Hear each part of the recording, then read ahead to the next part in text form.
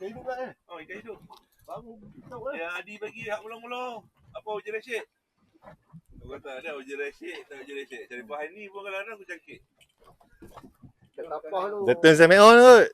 Kita nak ni, nak jalan pergi ke tinggal lain. Boleh. Makan masak dulu. Ha. Tengok ayam tengah elok ni. Tapah ah. Oh, masak dulu. Tak pergi jalan, tak ada mana. Betul. Okey, kita pun terang. Boleh je. Kami jalan. Di bek lu, kita bek. Okey lah. Okey. Apa yang ringan-ringan. Lagi dia. Oh. Saya nampak dia punya kalar. Putih ke? Putih kena tak mau lah. Ni apa ni?